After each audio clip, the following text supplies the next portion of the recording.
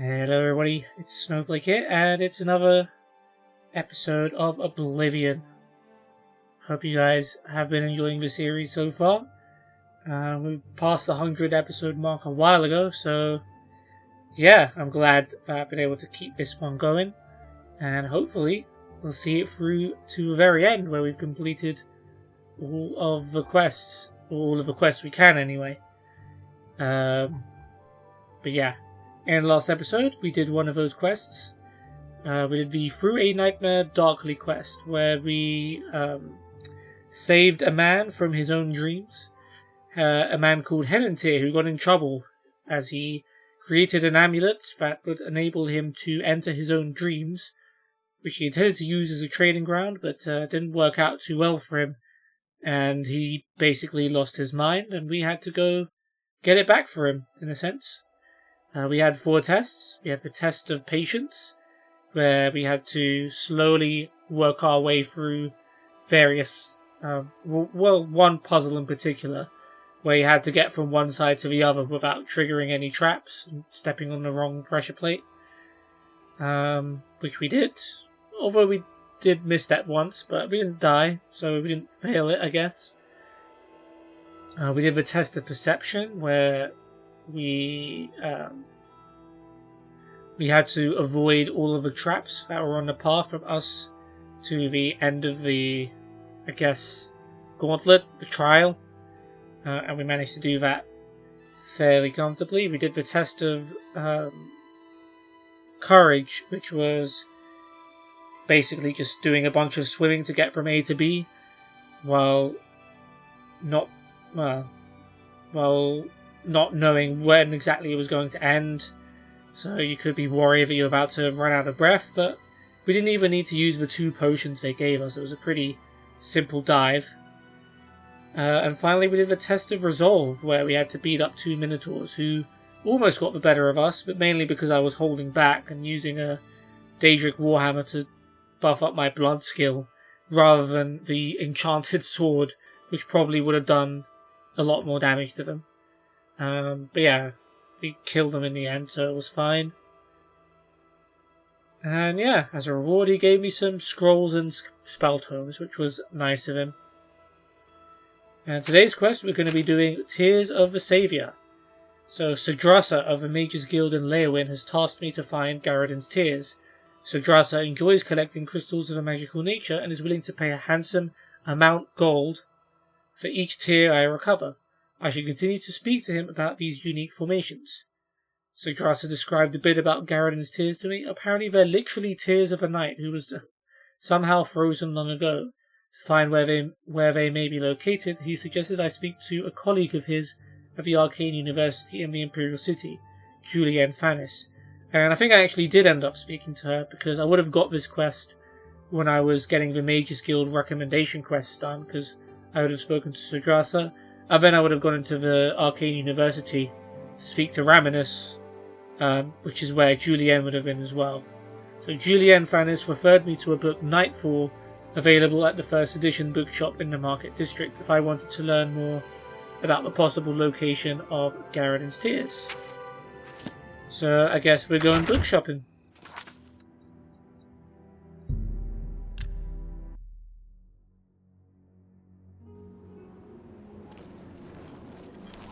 Speak.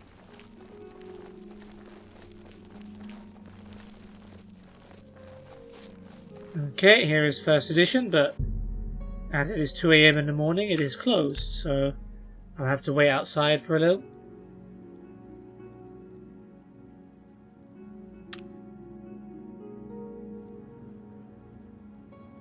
Okay, first edition. This isn't the first time we've been here. Last time we were here, though, was for the main quest, where we had to get one of the copies of Mythic Dawn commentaries from this man, Fintius, who was a bit reluctant to part ways with it last time, but hopefully now we're close, we're buddies. I hope I can help. Yeah, me too. May I interest you in some of my fine wares? You may. I don't know how many of these books we're missing, so I am gonna take a couple of minutes to get up my my magic document. See what books I have read and what I haven't.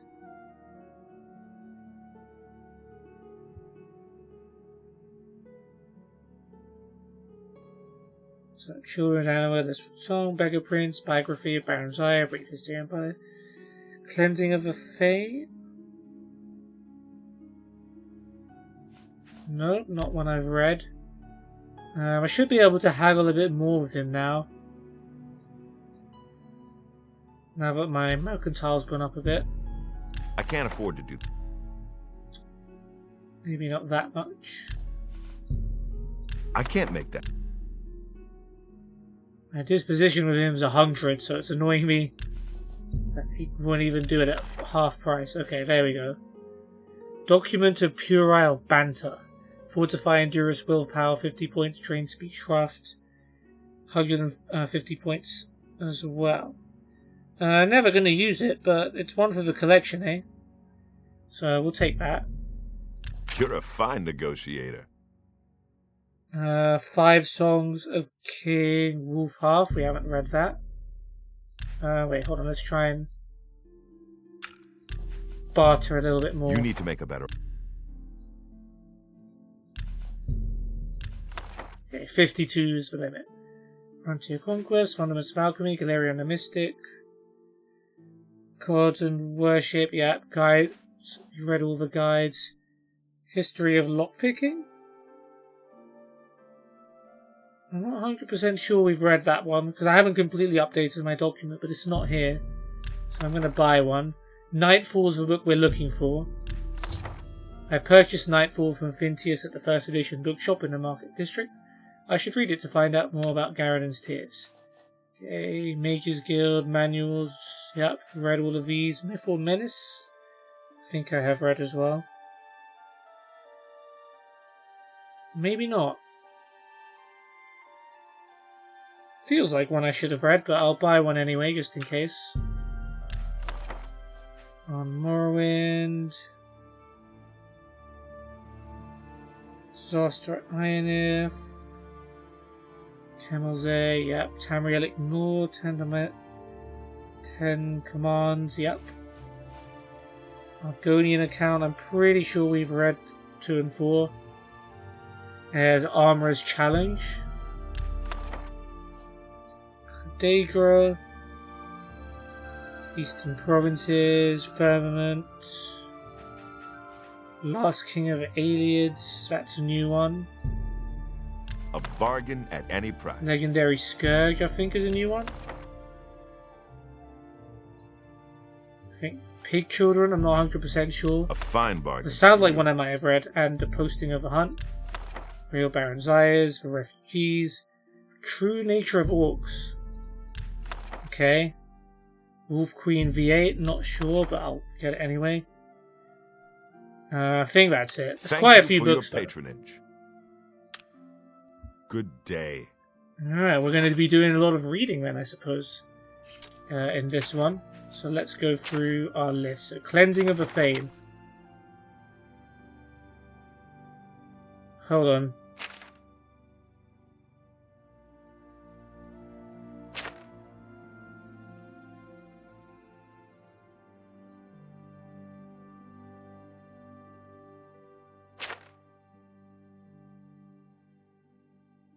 No, I'm not sure, to be honest. So, The Chronicles of the Holy Brothers of Maruk, Volume 4, or The Cleansing of the Fane. Editor's note, this is the only surviving fragment of the chronicle of this first era sect of the Alessian Order. It seems to have been kept at their great monastic complex at Lake Canulus, which was razed during the War of Righteousness, first era 2321, and its archives destroyed or dispersed. Note also that Alessian scribes of his time customarily dated events from the apotheosis of Alessia, first era 266. Here is recorded the events of the year 127 of the blessed Alessia. In this year was the day darkened over all lands, and the sun was all as it were Massa, but 3 days old, and the stars about him at midday. This was on the 5th of first seed. All who saw it were dismayed, and said that a great event should come hereafter. So it did. For that same year issued forth a great concourse of devils from the ancient elvish temple Malada. Such had not been seen since the days of King Belhazar. These devils greatly afflicted the land such that no man could plough or reap or seed, and the people appealed to the brothers of Maruk for succour. And then Abbot Cosmas gathered all the brothers and led them to Malada, also known as the High Fane in the Elvish tongue, and came against it with holy fire, and the foul demons were destroyed, and many devilish relics and books found therein were burned, and the land had peace for many years. I feel like this might be quest related. I don't want to spoil anything, but I think this might be related to a quest, and that might be why it's 0 weight. I wonder if it will let me drop it. It does. Here it is. Oh, wait, we got a map marker added this time. I'm guessing to Malada. Why didn't it add the first time I read it? That was a bit weird. 5 songs of King Wulfharth then. The 5 songs of King Wulfharth, Shore's Tongue. The first song of King Wulfharth is ancient, circa first era 500. After the defeat of the Alessian army at Glenumbrian Moors, where King Hoeg Merkiller was slain, Wulfharth of Atmora was elected by the Pact of Chieftains. His Foom was so powerful that he could not verbally swear into the office, and scribes used to draw up his oaths. That's pretty funny. No one would have known what Foom was until Skyrim, which is pretty cool. Immediately thereafter, Foom is what's used for shouting, by the way, for those who don't know, which is a mechanic in Skyrim. Immediately thereafter, the scribes wrote down the first new law of his reign, a fiery reinstatement of the traditional Nordic pantheon. The edicts were outlawed, their priests put to the stake, and their halls set ablaze. The shadow of King Borgus had ended for a span. For his zealotry, King Wulfharth was called Shore's Tongue, and Ismir, Dragon of the North. Kinna's son. The second song of King Wulfharth glorifies his deeds in the eyes of the old gods. He fights the eastern orcs and shouts their chief into hell. He rebuilds the 408... shouts him into hell, imagine that. He rebuilds the 418th step of High Hrothgar, which had been damaged by a dragon. Ooh, that's pretty interesting. It's not anything I noticed in Skyrim, but that might be worth checking out. When he swallowed a thundercloud to keep his army from catching cold, the Nords called him the Breath of Kinna. Old Knocker. The third song of King Wulfharth tells of his death. Orkay, an enemy god, had always tried to ruin the Nords, even in Atmora where he stole their years away. Seeing the strength of King Wulfharth, Orkay summoned the ghost of Alduin Time Eater again. Oh, so this is where Alduin's story... Did it start or continue? It says it again. Interesting. Nearly every Nord was eaten down to 6 years old. Boy Wulfharth pleaded to Shore, the dead chieftain of the gods, to help his people. Shore's own ghost then fought the Time Eater on the spirit plane, as he did at the beginning of time, and he won. And Orkay's folk, the orcs, who would have guessed, were ruined. As Boy Wulfharth watched the battle in the sky, he learned a new Foom. What happens when you shake the dragon just so? He used this new magic to change his people back to normal. In his haste to save so many, though, he shook too many years out on himself. He grew older than the Greybeards and died. The flames of his pyre were said to have reached the hearth of Kinna itself. The Ash King. The fourth song of King Wulfharth tells of his rebirth. The dwarves and devils of the eastern kingdoms had started to fight again, and the Nords hoped they might reclaim their ancient holdings there because of it. They planned an attack but then gave up, knowing that they had no strong king to lead them. Then in walked the devil of Dagoth, who swore he came in peace. Moreover, he told the Nords a wondrous thing. He knew where the heart of Shore was. Long ago, the chief of the gods had been killed by elven giants, and they ripped out Shore's heart and used it as a standard to strike fear into the Nords. This worked until Ysgramor shouted some sense and the Nords fought back again. Knowing that they were going to lose eventually, the elven giants hid the heart of Shore so that the Nords might never have their god back. But here was the devil of Dagoth with good news. The dwarves and devils of the Eastern Kingdom had his heart, and this was the reason for their recent unrest. The Nords asked the devil of Dagoth why he might betray his countrymen, sir, and he said that the devils had betrayed each other since the beginning of time, and this was so, and so the Nords believed him. The tongues sung Shore's ghost into the world again. Shaw gathered an army as he did of old, and then he sucked in the long-strown ashes of King Wulfharth and remade him. For he needed a good general, but the Devil of Dagoth petitioned to be that general too, and he pointed out his role as the blessed harbinger of his holy war. So Shaw had 2 generals, the Ash King and the Devil of Dagoth, and he marched on the eastern kingdoms of all the sons of Skyrim. Ooh. Pretty nice book. History of Lockpicking. I think I have read this book, but I just haven't updated my document.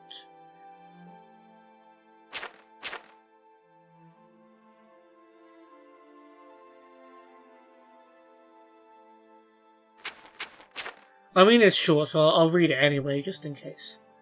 The modern lock has a fascinating history in Cyrodiil. The need to restrict access to one's home has been a problem since homes were first built. The very first security system was a simple bar across the door. This has the obvious shortcoming of only being functional when the owner is at home. The first recorded instance of a lock is the ingenious arm breaker of Castle Anvil. The Count of the Day put 5 slide bars on the side of the door. A hole in the door just above them allowed him to reach in and manipulate any of these bars. Only one of the bars truly locked or unlocked the door. The other 4 released the clasp on a hammer that fell down on the person's arm. That's pretty neat. Only by knowing which sliding bar was the true lock could one safely open the door. For over 100 years, the state-of-the-art in locks was defined by sliding bars and punished traps. Then the famous dwarf Muzunchend invented the pin lock. The first example had 3 pins. The key was turned in the lock 4 times, each turn depending on a different pin being in position. Obviously, a pin could be used more than once.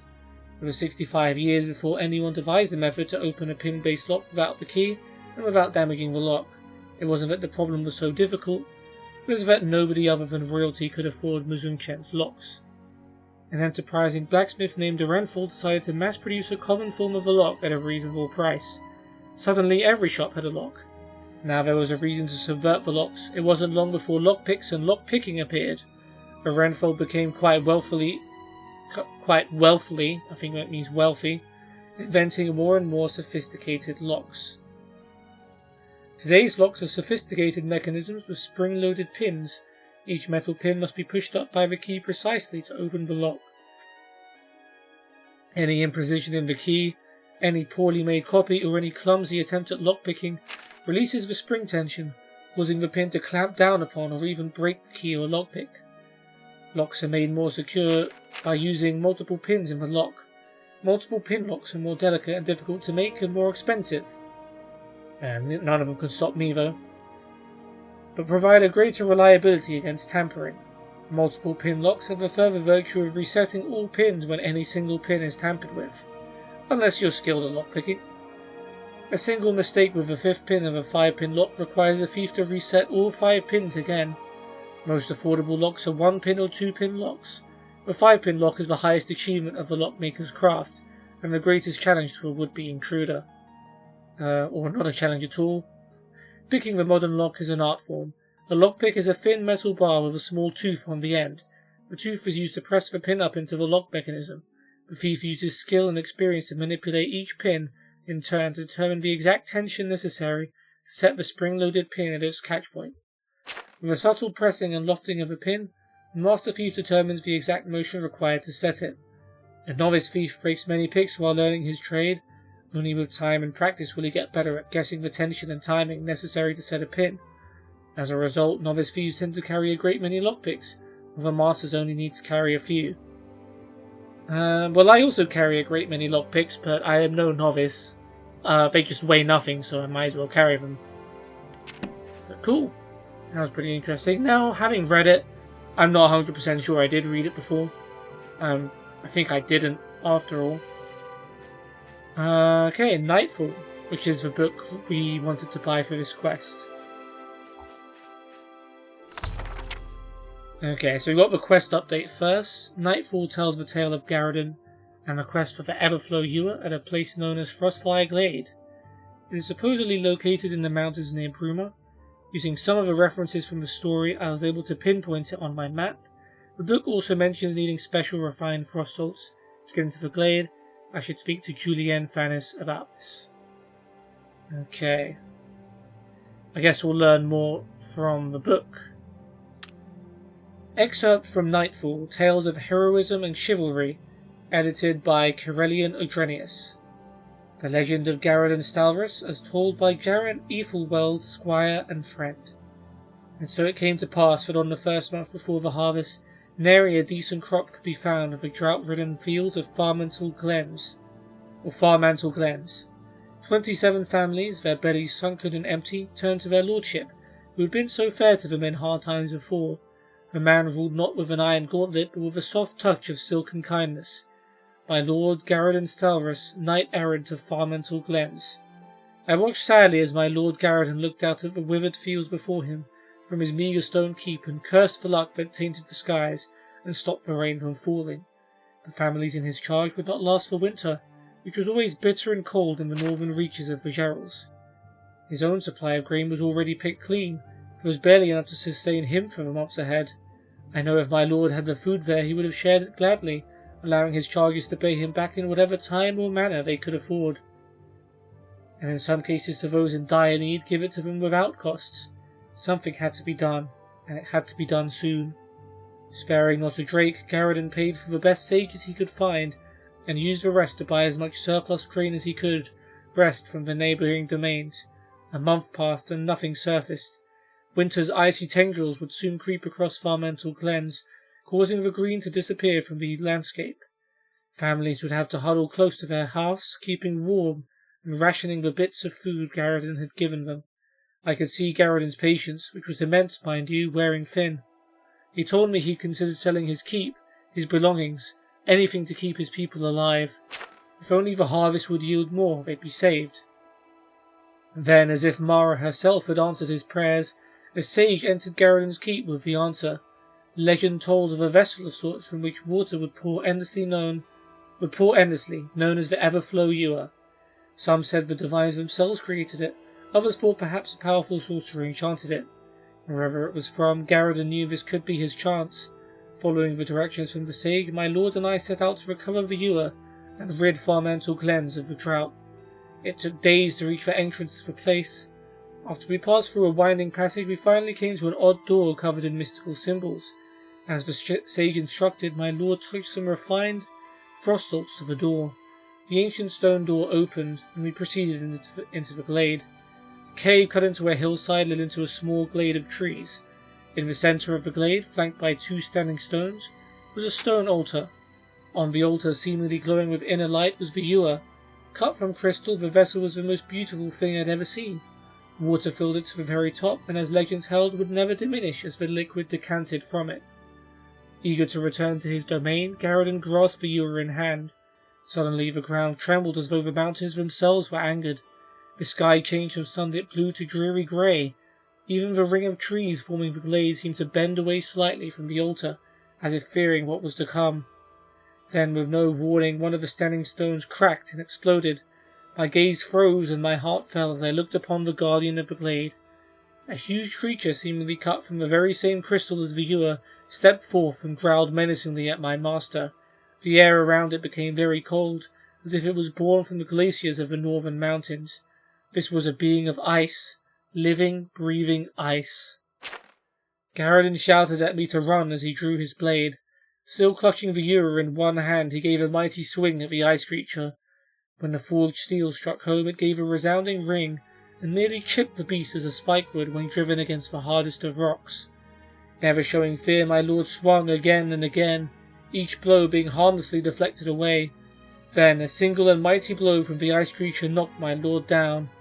His blade slid away, and he lay on the forest floor, looking up into the crystalline eyes of his death. The ice creature raised its arm again for the fatal blow, and brought it down hard at Garridan's prone form. I don't know why he did it. Perhaps it was instinct, perhaps a moment's lapse in judgment, but my lord lifted the Everflow ewer defensively as he got up to a kneeling position. A blow from the creature connected with the vessel, creating an ear-splitting crash. There was a sound of water splashing and a horrible cracking noise as the sunlit pitcher sent waves of freezing water in all directions. Even as I watched, the liquid covered the ice creature and my poor master. They seemed suspended in place as if frozen solid. At the time, I didn't know how true my thoughts had become. As I watched in horror, they were encased in a tomb of pure ice. I could see Garridan's face as the ice overtook him, and I could swear he was crying.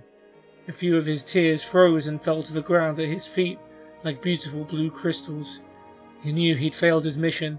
His people would starve, and he was responsible. Frost and ice covered everything in the glade now.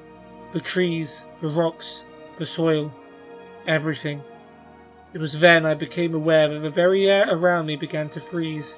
It was like a cold winter's night at first, and then it rapidly became worse. The cold was so bad it turned into a sort of frozen heat. It began to burn. My throat became tight and breathing became difficult. I began to lose feeling in my arms and legs, and my vision was beginning to blur. I had to escape this icy glade and tell Garridan's story. It was the least I could do for such a noble man. With every bit of strength I could muster, I ran from the frostfire and back through the cave. I barely escaped with my life. My journey back to the domain of Garridan was a sad one. My heart was heavy, my mind clouded with misery. He was a good man, the greatest I'd ever known. To die like that was no way for such an honourable knight to end his life. When I finally reached the outskirts of Farmantle Glen, the farmers were waiting for me. I was ready to tell them the sad news, but they raised a cheer of great joy. They told me that only a week ago a strange bluish glowing rain fell on their field, and that the next day the crops began to grow as if there had never been a drought.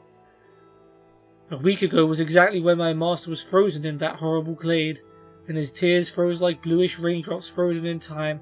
I looked up at the heavens, and the twinkling light suddenly gave me great comfort. I thanked Mara and headed home.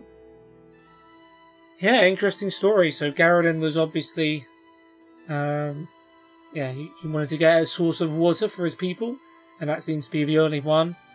I guess the Divines were kind, I guess.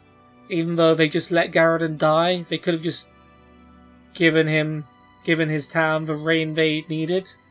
But no, they just had to wait for Garridan to practically kill himself to an ice creature, freeze to death, before they did that. So, good job, Mara, well done.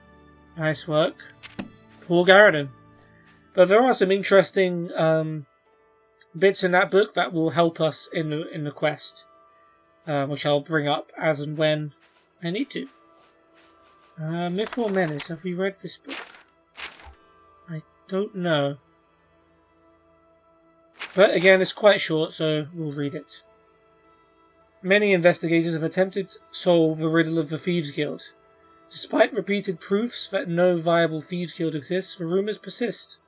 Whenever historians search for evidence of this shadowy organisation, nothing is found. Witnesses know nothing, safe houses are empty, fences turn out to be simple businessmen. Let me clarify by stating that thieves most certainly do exist. They rot in dungeons all across Tamriel. Certainly bands of thieves work together to commit crimes. On rare occasions there has even been documented cases where persistent bands of thieves have worked together for years at a time committing thefts and other crimes. However, a guild is different than a band. A guild implies an organisation with membership roles. It would have a financial structure which would include member dues or some other means of securing funds. It would have rules of conduct or behaviour. It would have a hierarchical leadership structure. Well, that seems pretty familiar to me. Within this structure, there would be methods of advancement and succession. The best documented case of a thieves' guild was found in Morrowind. For a brief time, gentleman Jim Stacy, now that's a very Earth-based name, Jim Stacy, ran a ring of thieves that robbed wealthy merchants and nobles all across that nation. I don't know if that's a reference to someone or a reference to a character. Anyway, during the recent Neverine incident, the Fighters Guild and the shadowy Morag Tong eliminated this band of thugs. The final fate of Jim Stacy himself is not known. Maybe this was in the actual Morrowind game. I have no idea. Not even 1% sure of that. The Morrowind Thieves Guild did have a financial structure and a leadership structure. It satisfied many of the conditions of a true guild. However, it was short-lived. Public knowledge of Stacy's group lasted for only a few years at most. Although the Fighters Guild has claimed credit for wiping them out, some historians believe the group merely went deeper undercover. The problem with determining the non-existence of the Thieves Guild is quite logical. It is not possible to prove a negative. I cannot prove definitively that the Thieves Guild does not exist, only that historians have been unable to document one. If a thieves' guild were to be operational in Cyrodiil, one would think that crime would be rampant, which it is not. Very nature, arguable. The very nature of thieves makes it impossible for them to trust one another sufficiently to work together for very long. By nature, a thief is a rule breaker, therefore an organization that has rules would fail if all its members were thieves. For these reasons, I dispute the existence of a modern-day thieves' guild in Cyrodiil. Well done, whoever wrote this book.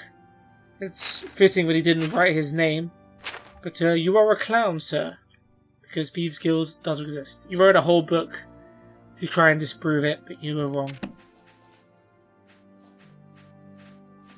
Okay, the Armorer's Challenge, which is an Armorer skill book.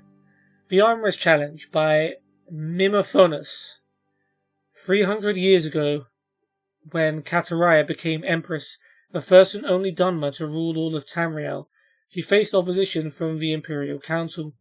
Even after she convinced them that she would be the best regent to rule the Empire, while her husband Pelagius sought treatment for his madness, there was still conflict, in particular from the Duke of Vengetto, Thane Minklumire, who took a particular delight in exposing all of the Empress's lack of practical knowledge. In this particular instance, Kataraya and the Council were discussing the unrest in Black Marsh and the massacre of Imperial troops outside the village of Armanius. The sodden swampland and the sweltering climate, particularly in summertide, would endanger the troops if they wore their usual armour. "I know a very clever armourer," said Kataraya. "His name is Hazadir, an Argonian who knows the environments our army will be facing. I knew him in Vivec, where he was a slave to the Master Armourer there before he moved to the Imperial City as a freeman. We should have him design armour and weaponry for the campaign." Minklumire gave a short, barking laugh. "She wants a slave to design the armour and weaponry for our troops? Cyrillus Sacus is the finest armourer in the Imperial City. Everyone knows that." After much debate, it was finally decided to have both armourers contend for the commission.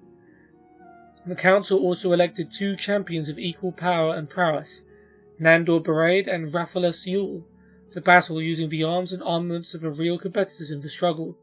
Whichever champion won, the armourer who supplied him would earn the Imperial Commission. It was decided that Beraid would be outfitted by Hazadir and Yule by Sacus.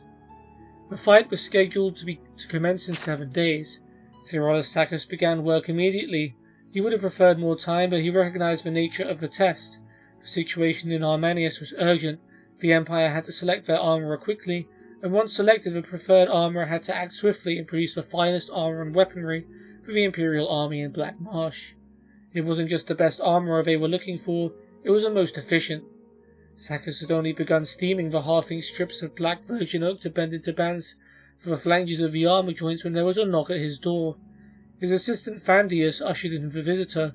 It was a tall reptilian of common markings, a dull green-fringed hood, bright black eyes, and a dull brown cloak. It was Hazadir, Kataraya's preferred armourer. "I wanted to wish you the best of luck on there. Is that ebony?" It was indeed. Sacus had bought the finest quality ebony weave available in the Imperial City, as soon as he heard of the competition and had begun the process of smelting it. Normally it was a 6-month procedure refining the ore, but he hoped that a massive convection oven stoked by white flames born of Magica would shorten the operation to 3 days. Sacus proudly pointed out the other advancements in his armory. The acidic lime pools to sharpen the blade of the Dai Katana to an unimaginable degree of sharpness. The Akaviri forge and tongs he would use to fold the ebony back and forth upon itself. Hazadir laughed. "Have you been to my armory? It's 2 tiny smoke-filled rooms. The front is a shop. The back is filled with broken armour, some hammers, and a forge. That's it. That's your competition for the millions of gold pieces in Imperial Commission." "I am sure the Empress has some reason to trust you to outfit her troops," said Cyrillus Sacus kindly. He had, after all, seen the shop, and knew that what Hazadir said was true. It was a pathetic workshop in the slums, fit only for the lowliest of adventurers to get their iron daggers and cuirasses repaired. Sacus had decided to make the best quality regardless of the inferiority of his rival. It was his way, and how he became the best armourer in the Imperial City. Out of kindness and more than a bit of pride, Sacus showed Hazadir how, by contrast, things should be done in a real professional armoury. The Argonian acted as an apprentice to Sakis, helping him refine the ebony ore and to pound it and fold it when it cooled. Over the next several days, they worked together to create a beautiful dai katana with an edge honed sharp enough to trim a mosquito's eyebrows. That's a good one. Enchanted with flames along its length by one of the Imperial battle mages, as well as a suit of armour of bound wood, leather, silver, and ebony to resist the winds of Oblivion. On the day of the battle, Sakis, Hazadir, and Fandius finished polishing the armour and brought in Raphael's Yule for the fitting. Hazadir left only then, realizing that Nandor Baraid would be at his shop shortly to be outfitted. The two warriors met before the Empress and Imperial Council in the arena, which had been flooded slightly to simulate the swampy conditions of Blackmarsh.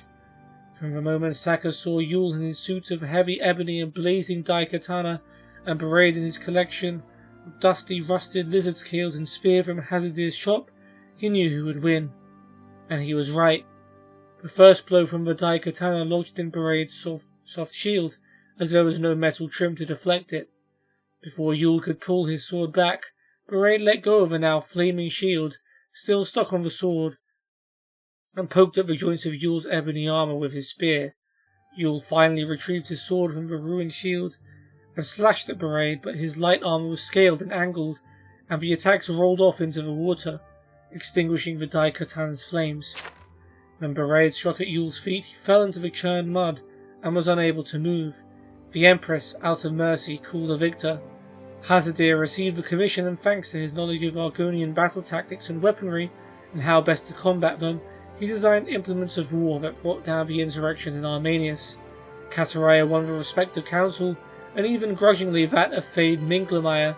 Sirola Sakis went to Morrowind to learn what Hazadir learned from there, and was never heard from again. Interesting, so it's not about the material sometimes, it's about the design of the armour. And Hazadir knew what he was doing, how to avoid the pitfalls of Blackmarsh specifically with his armour, even if it wasn't as good on paper. Cool story. Okay, next up, The Last King of the Aelids by Herminia Sinner. The Aelids, or Heartland High Elves, ruled Cyrodiil. By the way, Herminia Sinner is a character, so I'm putting on this voice to match her. The Aelids, or Heartland High Elves, ruled Cyrodiil in the long ages of myth, before the beginning of recorded history. I think we haven't read this. I'm not sure. Anyway, one of the earliest recorded dates, in fact, is the fall of White Gold Tower in 1st Era 243, which is commonly assumed to mark the end of the Aelids. Although Aeliad rule over all of Cyrodiil was indeed broken in 1st Era 243, this was only one of the most obvious stages near the end of a long decline. The first 2 centuries of the First Era saw increasing strife between the great Aeliad lords of Cyrodiil. Alessia appears to have taken advantage of a period of civil war to launch her uprising. Imperial historians have traditionally attributed her victory to intervention from Skyrim, but it appears that she had at least as much help from rebel Aeliad lords during the siege of White Gold Tower. The popular image of the Aelids as brutal slave masters is based in fact, of course, but it is less well known that a number of Aeliad princes continued to rule parts of Cyrodiil after 263 as vassals of the new Empress of Cyrodiil.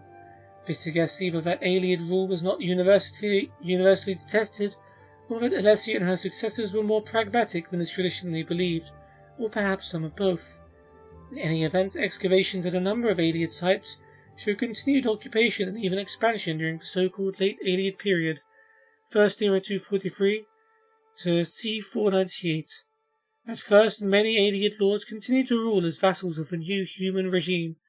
In some cases, Aeliad supporters of Alessia were even rewarded with new lands taken from slain enemies. It is not clear to what extent human slavery continued under the Cyrodiilic Empire. Humans continued to dwell in the Aeliad-ruled areas of Cyrodiil. There is nothing definitive to show under what terms.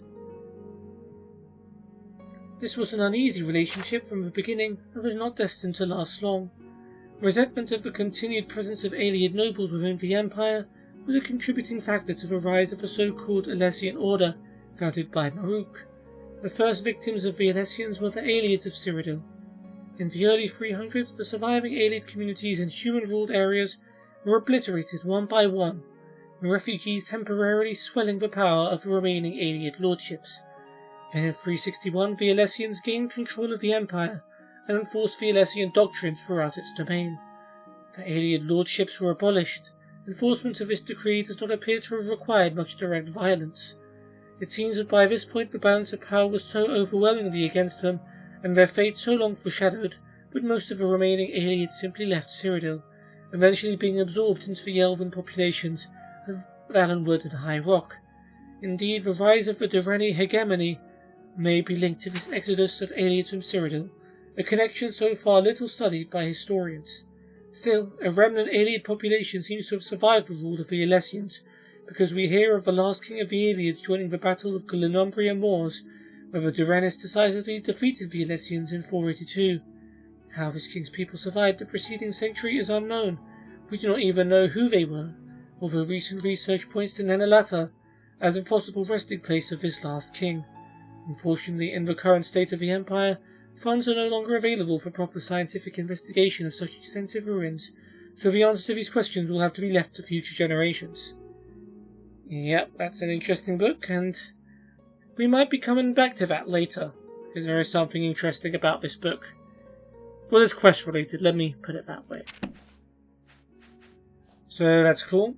Next up is the Legendary Scourge. Not till the very evening they came, answered he, and then told of his dealings with Meru's Dagon's thralls, saying that Makan would find it easier to whistle on the wind's tracks and go on a fool's errand than to fight his toad. Then said Makan, "Now to see thy safety henceforward, and stick to thy parts and thy pride, or this ballot of mine, Malakaf's scourge will meet with thine ear of a surety. The quick as I can cry equality, though 8 arms thou couldst boast of, such bombs thou shalt comb on thy brain pan, thou that breakest the hose of the dead." Explication. The mace scourge, blessed of Malakaf, Makan's legendary weapon, forged from sacred ebony in the fountains of Fickledire, has ever been the bane of the dark kin, and many a black spirit has been hurled back into oblivion with a single blow of this bold defender of the friendless scourge, now hangs within the armory of Battlespire, ready to take up in the name of the Emperor against the Daedric Lords. Wait, against? Was this against or for Malakaf? Or against Dagon for Malakaf? Maybe? Interesting. Didn't learn too much from that, but fair enough. The Pig Children, which I think I haven't read, but it's short, so we'll used to it again. The Pig Children by Tiston Bane. No one, not the oldest dark elf of Mount Dagoth or the ancient sage of Solitude himself, can recall a time when the Orc did not ravage our fair Tamriel. Okay, little racist. Whatever foul and pestilent Daedra of Oblivion conjured them up, could scarcely have created a more constant threat to the well-being of the civilized races of Tamriel than the obnoxious Orc. Yikes.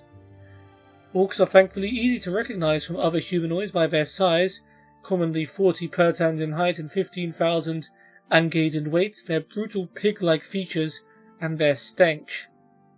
Yeesh, I mean, their colour also kind of gives it away. They are consistently belligerent, morally grotesque, intellectually moronic, and unclean. By all rights, the civilized races of Tamriel should have been able to purge the land of their blight eras ago, but their ferocity, animal cunning, and curious tribal loyalty have made them inevitable as leeches in a stagnant pool. Tales of orcish barbarity precede written record. When Jastiaga wrote to the order of Diagnas joining the armies of Daggerfall and Sentinel, to hold at bay the wicked orcs in their foul Orsinian fastness, and Bernhort in Cleansing Flame in 1st Era 950, she assumed that any reader would be aware of the savagery of the orcs. When the siege was completed 30 years later, after the death of many heroes, including Garridan Shinji, and the destruction of Orsinium scattered the orcish survivors throughout the Hrothgarian mountains, she further wrote, "The three peoples rejoiced that their ancient fell enemy was dispersed into diverse parts." Obviously, the orcs had been terrorizing the region of the Iliac Bay at least since the early years of the First Era. Cool, so Garridan Shinji, we'll learn a bit more about him later, was one of the people that is honoured as being one of the founders of the arena. So we'll find out more about the arena later when we get onto that part of the game. But yeah, so this is basically just racist propaganda against orcs. But apparently it's okay to be sold in the Imperial City by Fintius, so there we go. Okay, the posting of the hunt. The writing in the book appears to be a hasty transcription, perhaps from dictation or copied from a longer work. The posting of the hunt. Let no man say before a witness that the hunt has not been called, nor the rites declared, or the ancient offices observed. The ritual of the innocent quarry, also called the wild hunt, is an ancient rite drawing magical energy from the powerful magical stream that engulfs this realm. The creators and times of the rituals are long forgotten, but followed properly. The rite brings great power and prestige to the huntsman. The ritual pits the all-powerful huntsmen and their greater and lesser dogs against the pitiful and doomed innocent quarry, called by tradition the hare, after the mortal creature of human hunts. At once the huntsman is transported by the exquisite thrill and glory of his might and dominion over his helpless prey, and at the same time touched by the tragic, noble, and ultimately futile plight of the innocent quarry. In the highest aesthetic realization of a ritual, the ecstatic rapture of the kill is balanced by the huntsman's identification with the sadness and despair of the innocent quarry, as in pieces of the body of the innocent hare is torn. The huntsman reflects on the tragic imbalances of power and the cruel injustices of the world. As the hunt begins, the lesser dogs assembles before the green crystal reflections of the chapel of the innocent quarry. Inside the chapel, the huntsman, the greater dogs, and the master of the hunt perform the rites that initiate and sanctify the huntsman, the hunt, and the innocent quarry. Then the huntsman emerges from the chapel, displays the spear of bitter mercy, and recites the offices of the hunt. The offices describe and explains the laws and conditions of the 4 stages of the hunt: the drag, the chase, the call, and the view to the kill. Stage 1, the drag, in which the lesser dogs drag the ground to flush out the hare. Stage 2, the chase, in which the greater hounds drive the hare before them. Stage 3, the call, in which the greater hounds trap the hare and summon the huntsman for the kill. Stage 4, the view, in which the huntsman makes the kill with a ritual spear of bitter mercy, and calls upon the master of the hunt to view the kill by ringing the town bell. The master of the hunt then bestows a bounty upon the huntsman bold, who has wielded the spear of bitter mercy in the kill.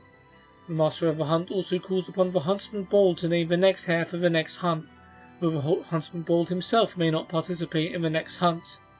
The officers of the hunt, which the huntsman, master, and hounds are solemnly sworn to honour, detail the practices and conditions of the hunt. These practices and conditions, also known as the law, strictly define all details of the hunt, such as how many hounds of each sort may participate, how the spear of bitter mercy may be wielded, and so forth. In addition, the law states that the hare must have a genuine chance to escape the hunt, no matter how slim.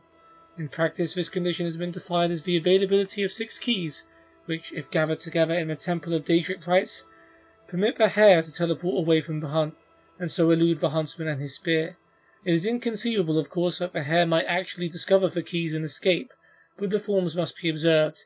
In tampering with the keys or cheating the hare, the genuine chance of finding or using the keys is a shameful and unforgivable betrayal of the law of the hunt.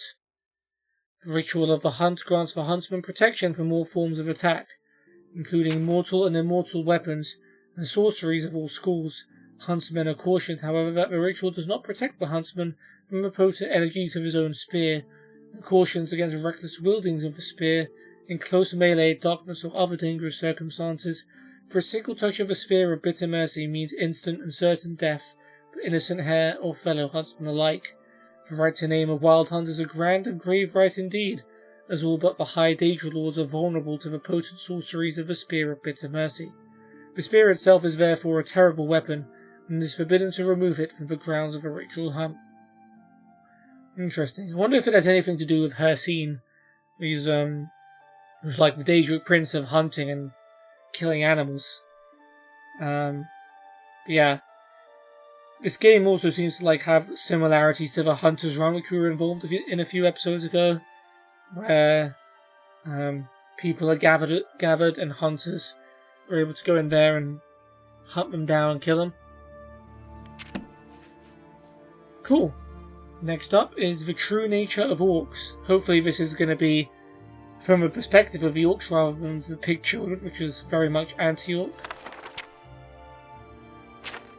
The true nature of orcs. Orcs were born during the latter days of the Dawn era. History is mislabeled them beast folk, related to the goblin race, but the orcs are actually the children of Trinimac, strongest of the Altmeri ancestor spirits. Right, so some people think they're related to goblins, but actually they are descendants of elves, apparently. When Trinimac was eaten by the Daedroth prince Boethia, and transformed in that foul god's insides, the orcs were transformed as well. Interesting. The ancient name for the orcs is Orsama, which means the pariah folk. They now follow Malauch, the remains of Trinimac. Who is Malauch? He is more commonly known as the Daedroth prince Malakath, whose sphere is the patronage of the spurned and ostracized, the sworn oath and the bloody curse. He is not technically a Daedra lord, nor do the other Daedra recognize him as such. Oh, I thought he was. But this is fitting for his sphere. Of old he was Trinimac, the champion of the High Elven Pantheon, in some places more popular than Auriel, who protected them against enemies without and within. When Trinimac and his followers attempted to halt the Velothi dissident movement, Boethia ate him. Trinimac's body and spirit were corrupted and he emerged as Malakath. His followers were likewise changed for the worse. Despised by everyone, especially the inviolate Auriel, they quickly fled to the northern wastes near Sarthel. Ah, interesting. That's a place in Skyrim, isn't it? They fought Nords and China for a place in the world, but did not get much. In Skyrim, Malakath is called Orke, or Old Knocker, and his battles with Izmir are legendary. It's interesting that Boethia is the one that eats him. Isn't Nemera the one that endorses cannibalism and like grotesque and disgusting stuff? And Boethia I thought was more of like he's the battle guy. He likes pitting people against each other in fights and that kind of thing. At least that's how I remember Boethia. I'm not 100% sure about that, but we'll learn about the Daedric princes in due time in this Let's Play or this playthrough. But a cool, interesting book to learn about Malakath. I did not know he wasn't considered by a lot of Daedric lords as one himself. Okay, the Wolf Queen V8, which we may have read. I feel like this is a skill book.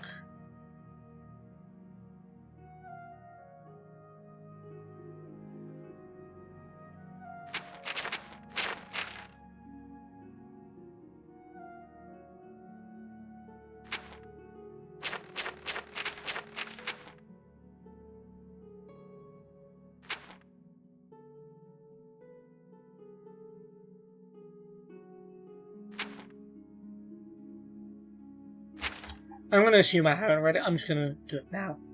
So The Wolf Queen Book 8 by Warren Jarth. From the pen of Inzolicus, 2nd century Sage. Third era 127. Following the Battle of Ishidag, the Emperor Uriel Septim III was captured, and before he was able to be brought to his uncle's castle in the Hammerfell kingdom of Ghislaine, he met his death at the hands of an angry mob. This uncle, Sepphoris, was thereafter proclaimed emperor and rode to the imperial city. The troops formerly loyal to Emperor Uriel and his mother, the Wolf Queen Protema, pledged themselves to the new emperor. In return for their support, the nobility of Skyrim, High Rock, Hammerfell, the Somerset Isle, Valenwood, Blackmarsh, and Morrowind demanded and received a new level of autonomy and independence from the Empire. The War of the Red Diamond was at an end. Protema continued to fight a losing battle, her area of influence dwindling and dwindling until only her Kingdom of Solitude remained in her power. She summoned Daedra to fight for her, had her necromancers resurrect her fallen enemies as undead warriors, and mounted attack after attack on the forces of her brothers, the Emperor Sepphoris Septim I and King Magnus of Lilmoth. Yeah, we saw that briefly in one of the other books. Her allies began leaving her as her madness grew, and her only companions were the zombies and skeletons she had amassed over the years. Oh wait, no, we have read this, haven't we?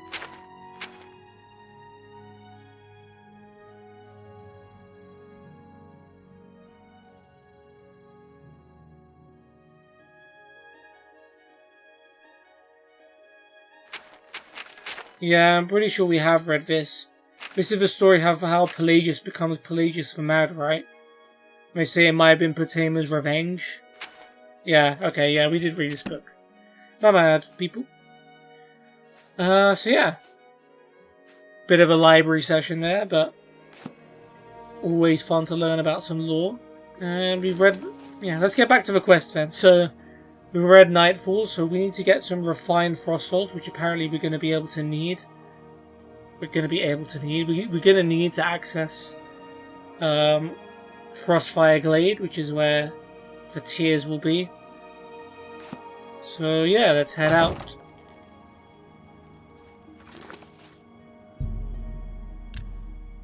To the Arcane University. Yeah, we haven't been here for a little while. Ah, you must be the Arcane University's newest addition. This humble battle mage bids you welcome. Oh, thank you. Okay, Archmage's lobby. Greetings to you. What's new with Yo, you? Remus. I saw some mud crabs by the water recently. I steered clear of them. Ugly things with their thick shells and sharp claws. I avoid them. Good day. Be seeing you. Hello, Master Wizard. How are you today? Fantastic. Thanks for asking. I believe the rugged climate of Bruma suits Narina Carvain. She's tough and cold, but you always know what to expect from her. So I've heard. Have you had the pleasure of staying at the Tiber Septum? If you're looking for luxury, there's no better place to stay. Go on. I shopped at Three Brothers a couple of days ago. Not sure which one I talked to, though. All three of them are nice folks. Did you hear that the Knights of the Nine are gathering holy relics? Bet I've you'd love to heard get your others say hands the on them, same. huh, Remus? Take care. Good day. It's you. Hi. Yo, what up? Greetings, apprentice. Yo, Juliet. Anything else I can help with? Yes. Yes, indeed.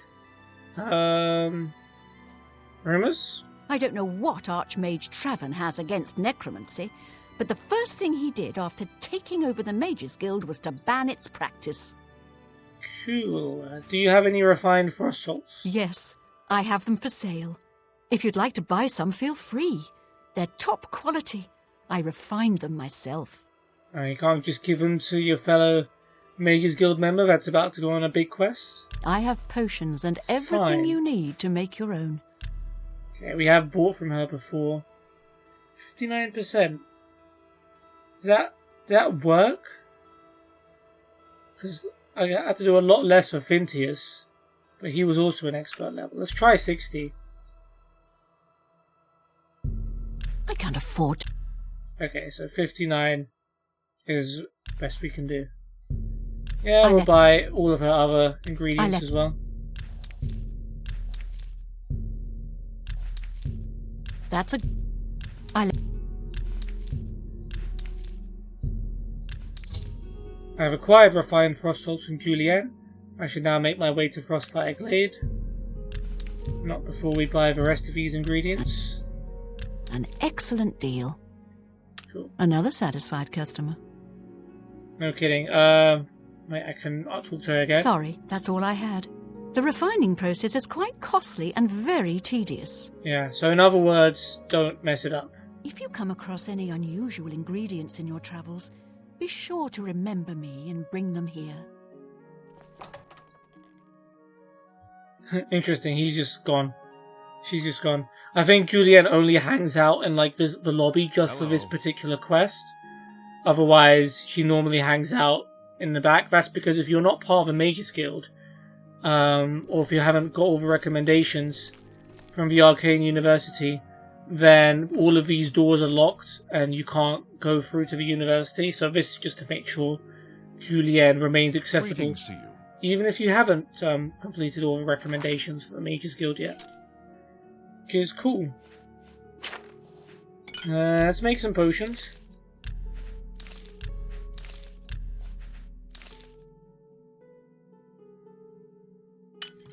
Restore and fortify health, that's pretty good.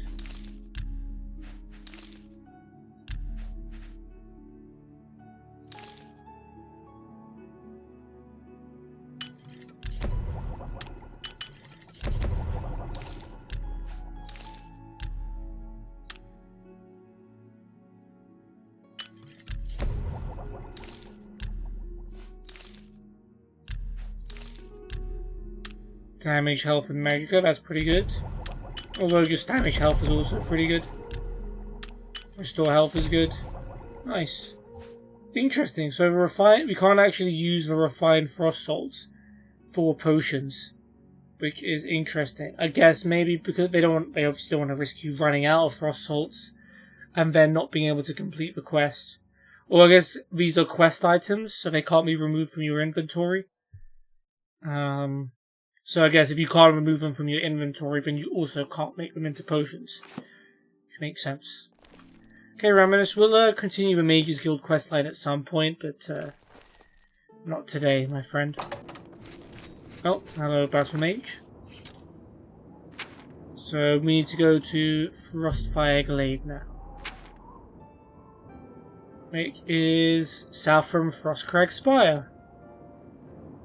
Guess everything is pretty cold up there, so they just name things after Frost. Been a while since we've been there.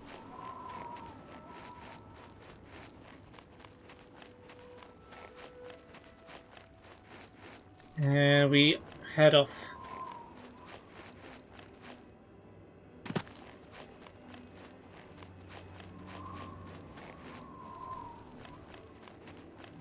Okay, bit of a steep incline, but that's fine. And we can even climb up above that. That was a bit risky.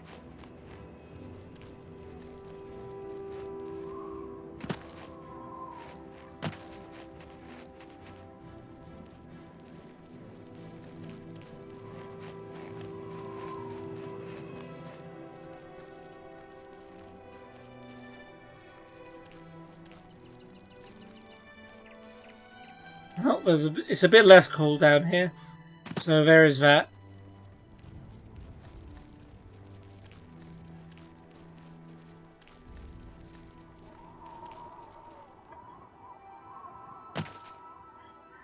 Of course, I don't know how I managed to jump that high.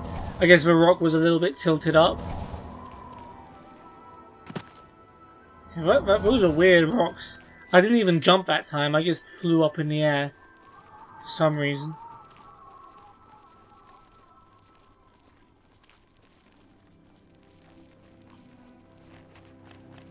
Have I gone too far down? Look, it's a white gold tower. You can see it from up here. It's not a bad view without the rock.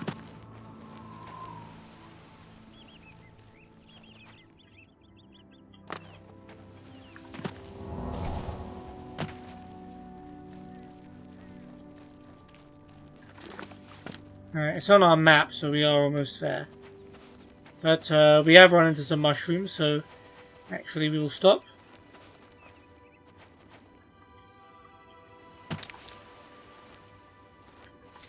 Clouded funnel.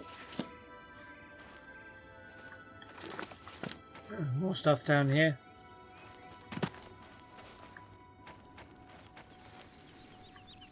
Yep, monk shoes. We've seen plenty of that before.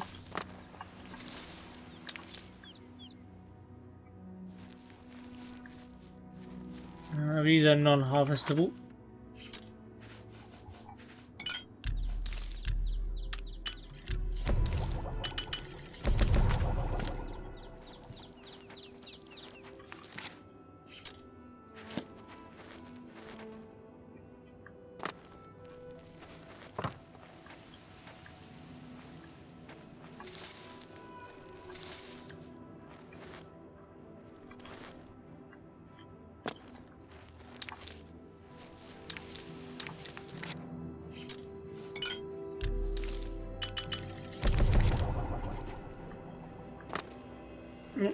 There's another shroom. Nothing. Oh, something's seen me. Hopefully it was just a deer.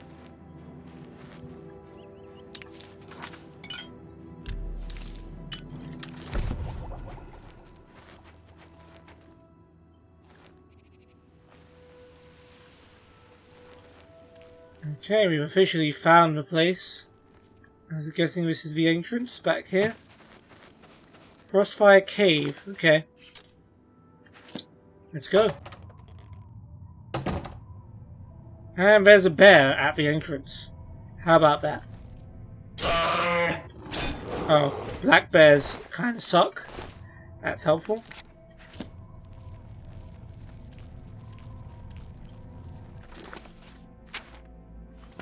There's a little wave there. Yep, thank you. What's down here? Anything? No, this is just a regular old cave on the face of it. Of course it does have the big secret. Ooh, brown bear. You guys are a bit tougher, aren't you?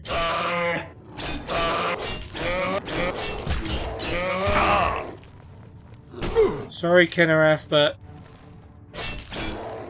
they would have attacked me if they saw me first. Okay? And I'm not collecting these bear pelts for fun or to sell. Don't worry. I'm going to hang them in a very honourable place. They're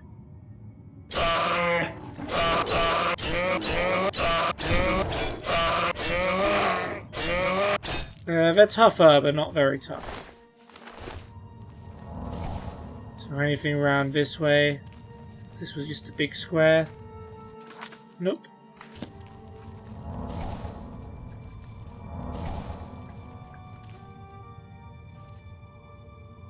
Oh, there's a brown bear and a saber cat. It's been a while since we've seen one of those. Interesting that they don't attack each other. Oh no, it's a mountain lion. No, it's a saber cat in Skyrim. But in Oblivion, it's a mountain lion.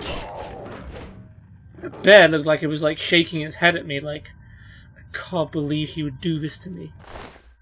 We'll take the lion pelt. Not as good as the bear pelt, but whatever. That's it. There's not even a single chest, sadly. Maybe there'll be more treasure further down the line. Yeah, there is literally nothing of value here apart from the pelts of the animals.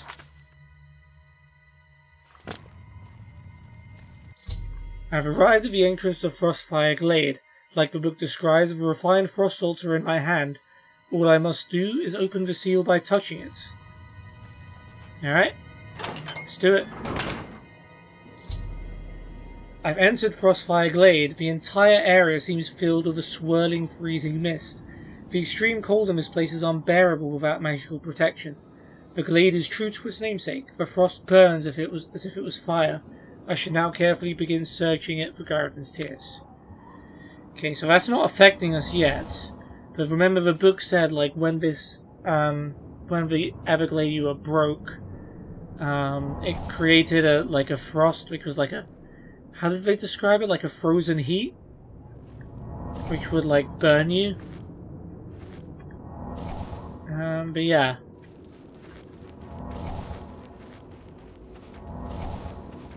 Let's have a look around.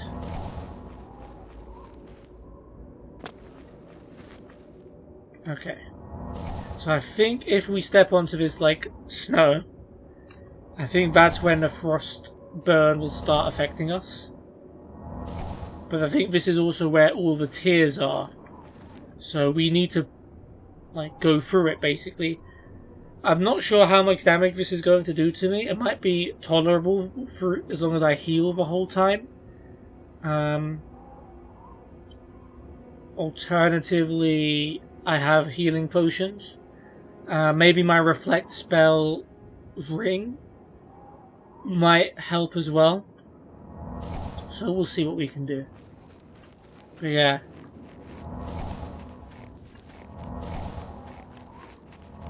Okay, it's not affecting us quite yet. Ah, there we go. Ah, we got one. I found one of Garridan's tears. I should continue searching as there may be more.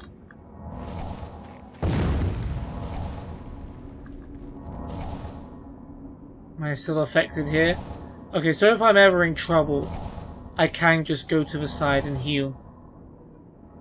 But yeah, that is a reminder of how tough it can be. Ooh, and you see that in the distance?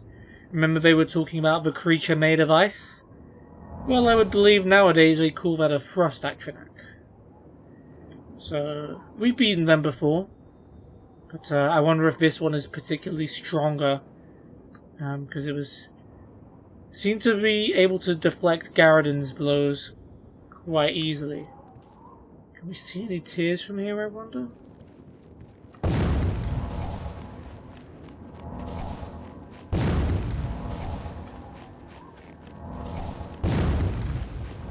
There's one. I found one of Garridan's tears. I should continue searching as there may be more. Okay, let's take a bit of a break.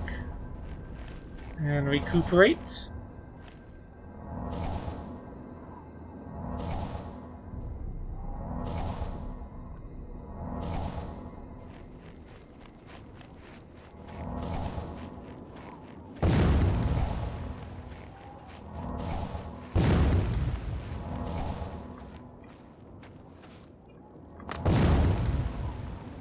On top of here, maybe?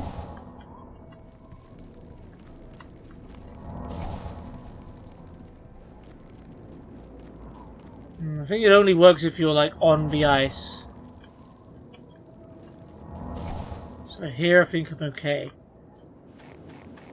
There is Frosty. Should we go and fight him? Yeah, let's get it over with. Crossfire Atronach Glade Lord.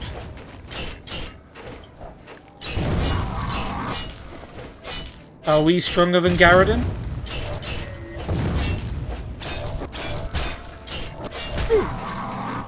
We are taking a lot of damage from the frost. But there we go. Got some regular old frost salts too.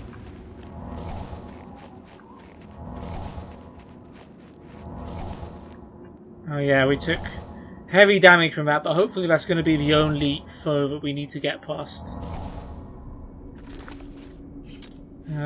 Let's... Yep, frost poison. Makes sense. Let's go round because we didn't really search properly. So how many have we got at the moment? We've got 2.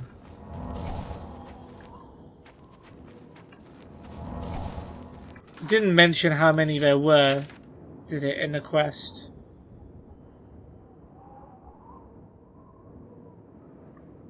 No. I think the quest will update me though. Okay, so we were over here.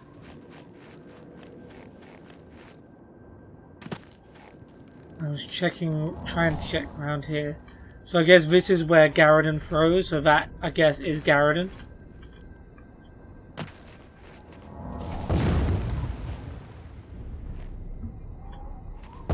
Oh. Yeah, there would be one right next to him, I thought so. Found one of Garridan's tears. I should continue searching, as there may be more. Trying to explore the surrounding rocks. So that's probably where I think they would be. The spell isn't so bad though, it's not doing too much though. As there's a 4th one. I found one of Garridan's tears. I should continue searching as there may be more.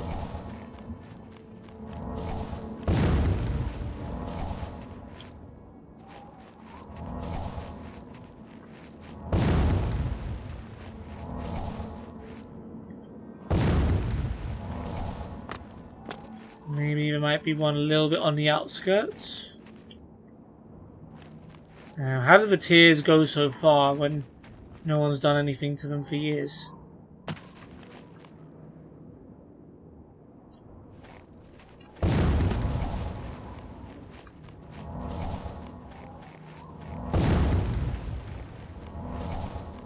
Unless I may have unintentionally... If there's one behind here, I'm going to be annoyed.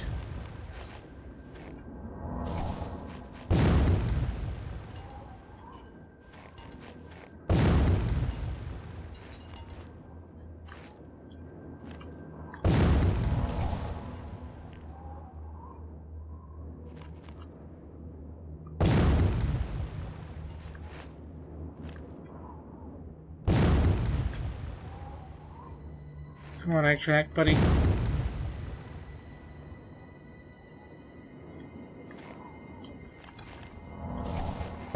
Okay, hopefully it wasn't right there. We'll continue looking.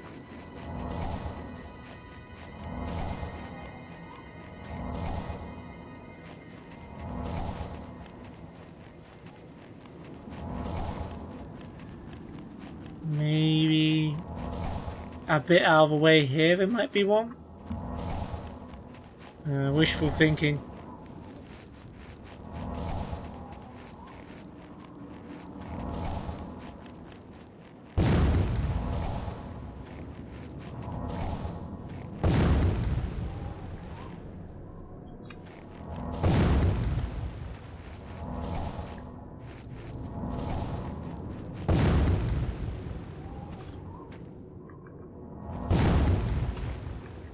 We check up here, yeah.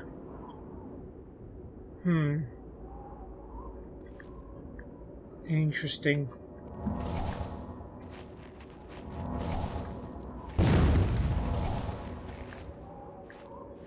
So, yeah, we are missing one.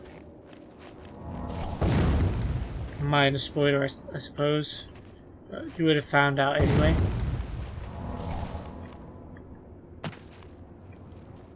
Is there another one up here that we missed?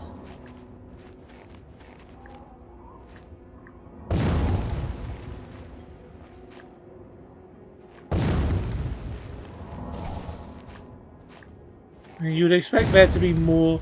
Oh, there is one literally. There is. He was standing over it. Stupid. Frost Atronak. I found the fifth and final one of Garridan's tears. I can now return to Sudrasa and Leowyn for my hard-earned reward. And perhaps a warm fire. Haha. You're funny, Bethesda. That was a funny line. But yes, a warm fire would be very nice. So nice, we got all 5 of the... Do we get to keep a refined frost salt, by the way? Yeah, we do. Cool. Okay, well let's get out of the... Let's get out of this place.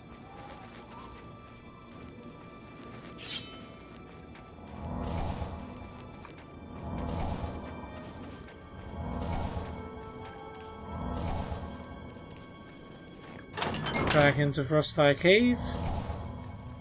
Thought that bear was alive for a second, but obviously it's not since we just killed it. Wait, I wonder if I could have fast travelled from Frostfire Glade, because it's technically outside.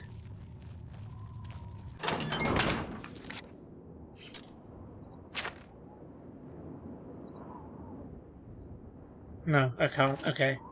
I think in Pale Pass I was able to do that. But I guess Frostfire Glade is different.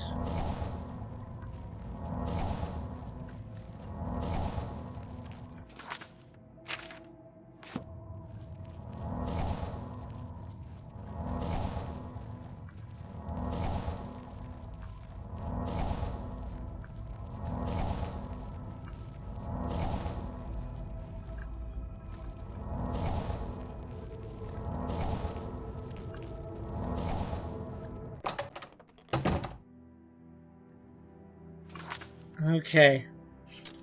I'm glad I was able to find the tears without looking up where they all were. Because it's nice to complete quests on your own without assistance every now and then. Well, not every now and then. Most of the quests we do are without assistance, but some of them, especially ones where you have no quest mark and you have to find them yourself, can be a little bit difficult. But yeah, we can head back to the Leowyn Mages Guild now and deliver the good news.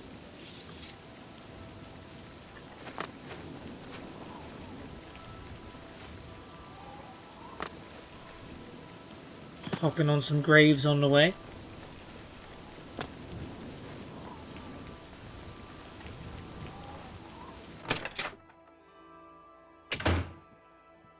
Okay, where are you, Sudrasa? There you go, Alvis is here too. Hello, apprentice. You look like you've seen some travel. You could say that. What are you training? Is power. Alchemy. Right, I don't need your training, thanks. Like, you probably referred me to Sundarian, or one of the alchemists in the Mages Guild probably did.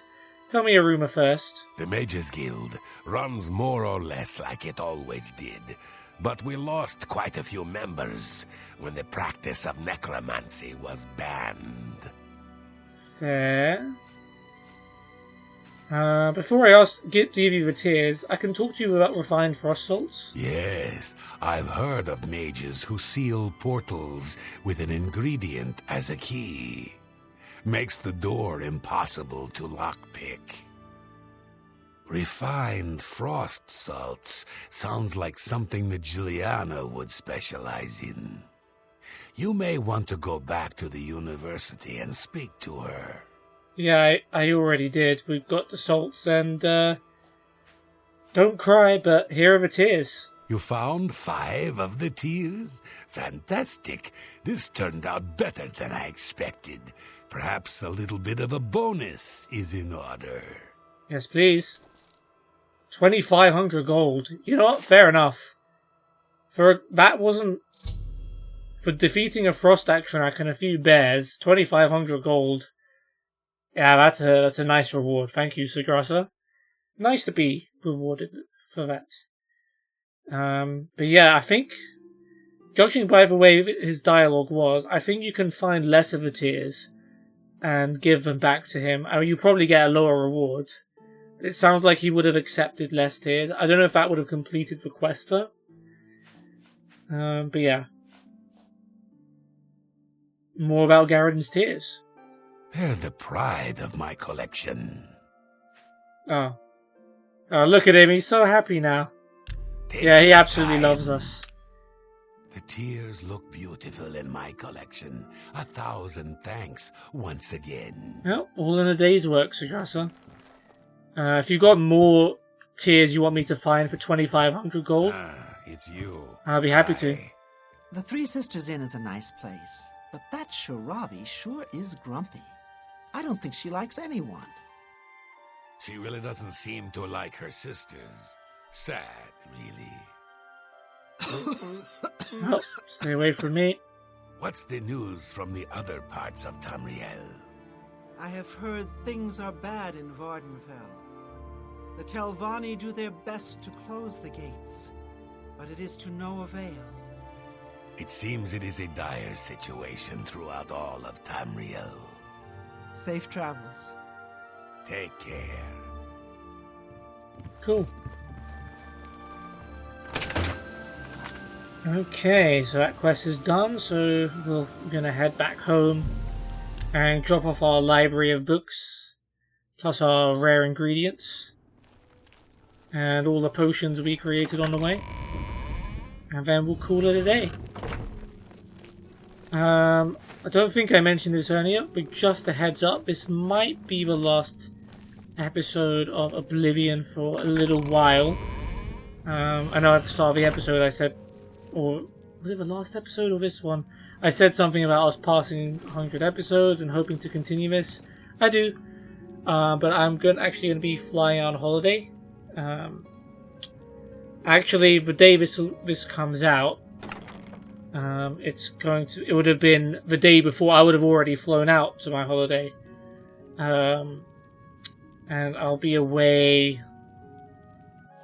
from Thursday the 4th? No, Thursday the 5th, sorry. To Tuesday 24th, I think it is. Yeah, that checks out. So yeah. I don't know if I'll have time to record next week's Oblivion videos after this. I might not. I don't know yet. I guess you'll find out then. So I'm not 100% sure if I'll have time to upload more Oblivion videos, but I can say, oh wait, I'm not wearing my mundane ring. Why am I not? Damn, I forgot to put that back on after we did the green quest. That's good to know.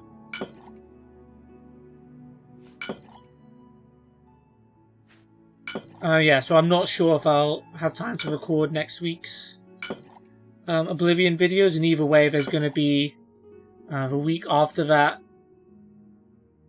would be missing, and the week after that I'll be playing catch up, so I might be able to get some of the episodes out on time, but probably they'll be late because I'll be playing catch up, which I do intend to do. I intend to catch up with all of the videos I would have missed, and I'll probably gonna upload them in like as I'm doing them, as opposed to what I normally do. Put 1 force salts here, and we'll use the rest for potions.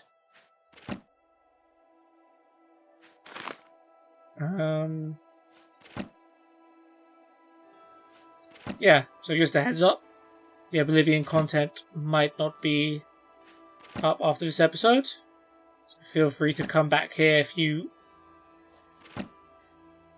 forgotten or you want to know why there aren't any videos over the next couple of weeks. But I will be back.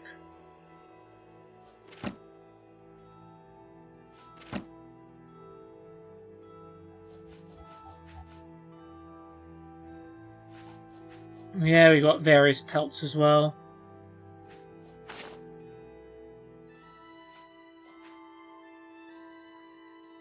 Okie dokie. I think that's everything. Why do I feel like I'm weighed down more than usual? Not sure. Anyway, that's fine. Let me remember to put the mundane ring on, because I'll definitely forget. Especially if I don't record the next week's Oblivion videos. It'll be like a month since I'd last recorded, so let me remember to do that. But yeah, if this is the last Oblivion episode for a while, then thank you guys for watching. I'll be back fairly soon. Yeah, to recap, we did the Tears of a Savior quest. We've read a lot of books at the start of the episode because we had to go to the first edition to buy the book Nightfall, which had more information about the quest. We read a bunch of other books while we were there. We bought some more from Fintius. I think the first time we went to the first edition for the main quest, I probably didn't have enough money to buy a lot of these books. So it was good that I was able to go back there and finish off my collection and get everything that I possibly could from his store. So that's good. So yeah, we found out we needed refined frost salt, so we had to go to Julianne Fanis at the Arcane University and buy the frost salts from her. We then used those to enter the glade after killing a bunch of bears. We fought off the Frostfire Glade Guardian, which wasn't nearly as tough as the book made it seem. And we were able to tank all of the frost damage, which I might have been able to tank more if I was actually wearing my mundane ring to reflect spells, but oh well. Yeah, we were able to tank all of the frost damage and find the 5 tears and poor Garridan and return them back to Sudrasa for a very nice reward. Okay, so in the next episode, I don't know if that's going to come out on Monday or if you're going to have to wait for when I come back from my holiday. But whenever we come back, we'll be doing the block training quest. So we're going to be trying to improve our block skill. And yeah, we'll be heading to Breville to do that, apparently. More as we do it. But for now, guys, I hope you've enjoyed this episode. And if there is no Oblivion for a while, I hope you'll still be around when I come back. Hope you guys have a great couple of weeks. If I don't see you, the Oblivion guys, there will definitely be a Tag Force video tomorrow. So this definitely won't be my last video before I go, but if you're only watching the Oblivion series, hopefully I'll see you soon, and I hope you guys take care and have a good few weeks. I'll see you then. Goodbye.